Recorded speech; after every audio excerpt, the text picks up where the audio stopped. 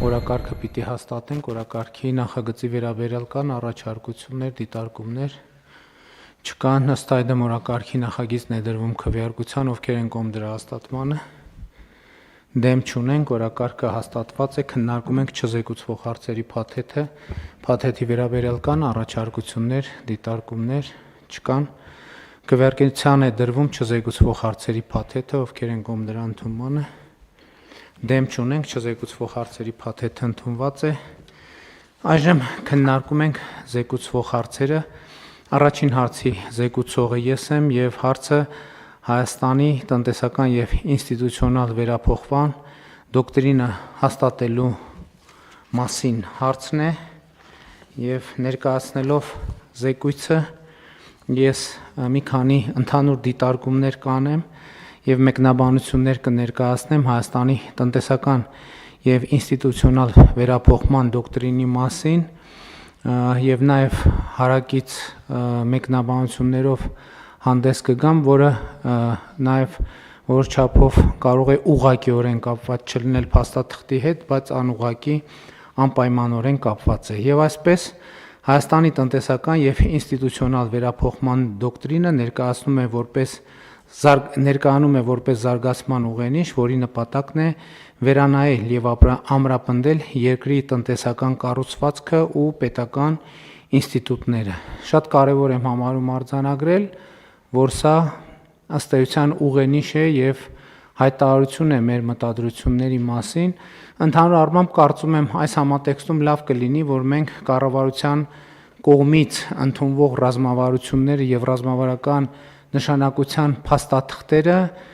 ճիշտ տեղում դնենք մեր կառավարման համակարգում։ Ռազմավարությունները առաջին հերթին մտադրությունների բարձրաձայնում են և անելիքների պատկերացումների համախմբված դրսևորում, որովհետև էլի եմ ասում, չնայած ոչ միայն ռազմավարական փաստաթղթերը, օրինակ տեսեք մենք անընդհատ ընդունում ենք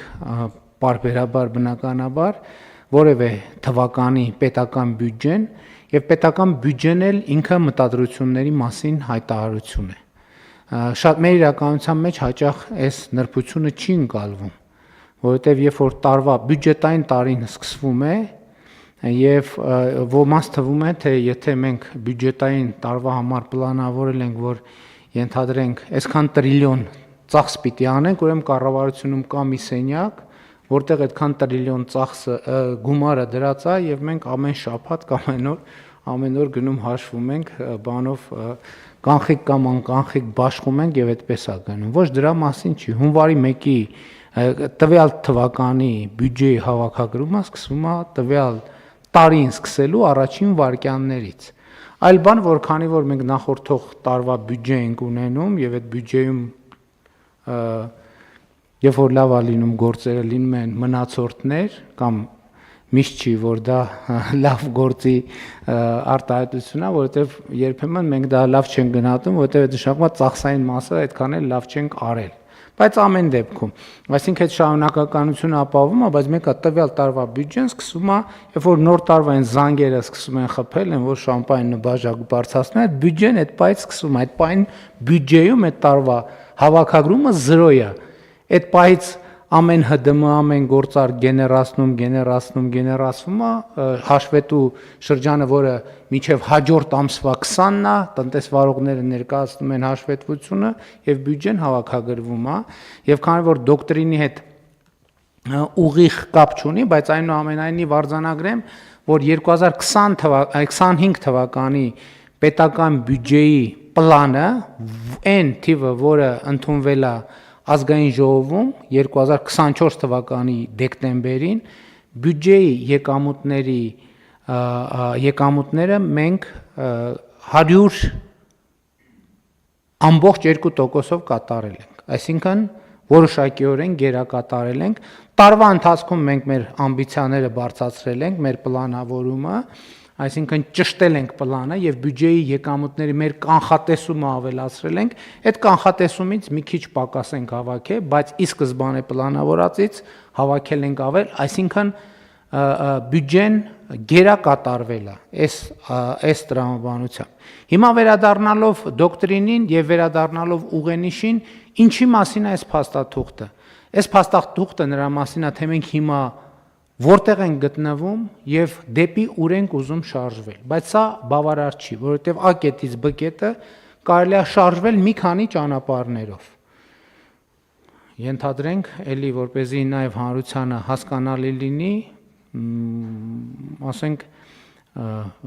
Երևանից Գյումրի կարելի է գնալ առնվազն մի քանի ճանապարհներով, մենք ասում ենք Երևանից ենթադրենք գնում ենք Գյումրի կամ Գյումրիից գալիս ենք Երևան։ Դա երթուղիները կարող են տարբեր լինել եւ հետեւաբար այս տրամաբանությամբ դոկտրինը դրա մասին է, թե մենք ուր ենք գնում եւ ինչ ճանապարհով ենք գնում։ Եվ ըստ այդմ սրանով Հայաստանի Հանրապետությունը նոր տնտեսական պարադիգմ է որդեգրում։ Փաստաթղթի մասին այս պարադիգմը ներկայացված է բավականին համառոտ։ Ինքը 42 էջանոց փաստաթուղթ է, բայց ես ուզում եմ ասել, որ մենք սա 100 քանի էջից ենք կրճատել, դարձրել 42 էջ, եւ ես կարծում եմ, որ սա նաեւ էլի թեմայի հետ ուղիղ կապ չունի, բայց հարակից շատ կարեւոր մի բան եմ ուզում ասել։ Մենք ընդհանրապես մեր ռազմավարական փաստաթղթերին պետքա բավարար լրջությամբ վերաբերվենք այն առումով, որ իրանք պետքա լինեն մաքսիմալ համառոտ։ Որովհետև պետական պաշտոնյա եւ ընդհանրապես մարդու ժամանակը ամենաթանկարժեք ռեսուրսն է։ Եվ այն փաստաթուղթը, որը կարա լինի 10 էջ, չպետք է լինի 11 էջ։ Այն ռազմավարությունը, որը կարա լինի 15 էջ, չպետք է լինի 16 էջ։ Այն տեղեկանքը, որը կարա լինի մի էջ, չպետք է լինի 1.5 էջ։ Այն նախադասությունը, որը կարա պարունակի 3 բառ, չպետք է պարունակի 6 բառ։ Ու սա ֆունդամենտալ խնդիր է, դասականը դեռ ասելա կներես կարճ գրելու ժամանակ չունեմ, դրա համար երկար եմ գրում, եւ սա նույնպես,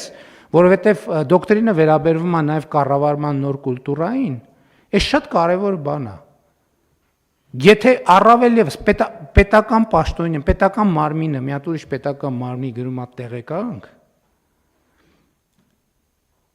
առաջին հերթին այդ տեղեկանքը պետք է, ել չեմ ասում, որ պետք է լինի կոնկրետ, պետք է լինի մաքսիմալ կարճ, որովհետև եթե մենք նախարարին, փոխվարչապետին, վարչապետին, վարչության պետին, գլխավոր մասնագետին թուղթ ենք ուղարկում, որ ինքը պետք է կարդա, մենք պետք է ասենք, եթե այս թուղթը ուղարկում ենք, որի կարդալու վրա ինքը ծախսելու է 10 րոպե, արդյոք այդ 10 րոպեն այդ թղթի վրա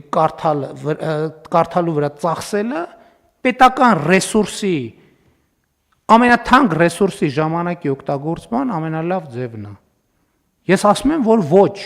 եւ եթե մենք հաշվենք, թե ինչքան ժամանակ ենք ծախսում կարդալու այն թղթերը, որը 2 էջի փոխարեն կարող լինել 6 տող, տեղեկանքները, որտեղ ընդհանրապես պետք է լինի 3 թիվ, 3 տող, 3 թիվ, բայց գրվում է 6 էջ, 85 թիվ, 72 ֆայլ, ու ասենք դա նրա մասին է, որ մենք կաթվածահար ենք անում մեր իսկ աշխատանքը։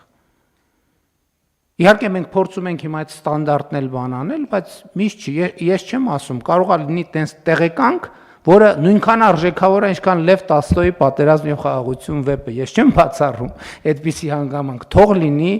այդպիսի գլուխգործոց տեղեկանքները թող լինեն նույնքան արժեքավոր, բայց ես խնդրում եմ, եկեք էս էլ բան անենք։ Եվ դրա համար ես ինչի համար եմ ասում, 42 էջը ինքը կարար իրականում երևի ավելի կարճել լիներ, բայց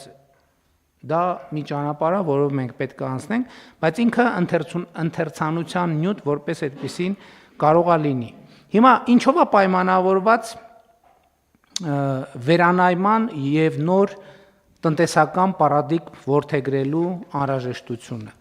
Սրա համար կա մի քանի կարևոր պատճառ։ Առաջին պատճառը 2018 թվականից ի վեր, ըստ էության հեղափոխությունից հետո Հայաստանի տնտեսությունը աճել է ավելի քան 50%-ով։ Այսինքն ճշգրտված տվյալները կլինեն այս տարվա վիճակագրության, մենք վստահ ենք, որ թիվը կլինի 50-ից ավել, Իսկ թե կոնկրետ ինչքան, դա արդեն ցույց կտա ժամանակը եւ վիճակագրությունը։ Մեկ շնչին ընկնող հնան ավելի քան կրկնապատկվել է 2018 թվականի հեղափոխությունից հետո կամ 2018 թվականից հետո։ Եվ եթե 2017 թվականին Հայաստանի մեկ շնչին ընկնող հնան $3872 էր, 2025-ի խիստ նախնական տվյալներով մոտավորապես $9400 եւ աճը 2.4 անգամ։ Իհարկե պետք է ասել, որ այստեղ դրամի արժևորումը նույնպես դեր է կատարել, բայց դրամի արժևորումն էլ է տնտեսական գործոն։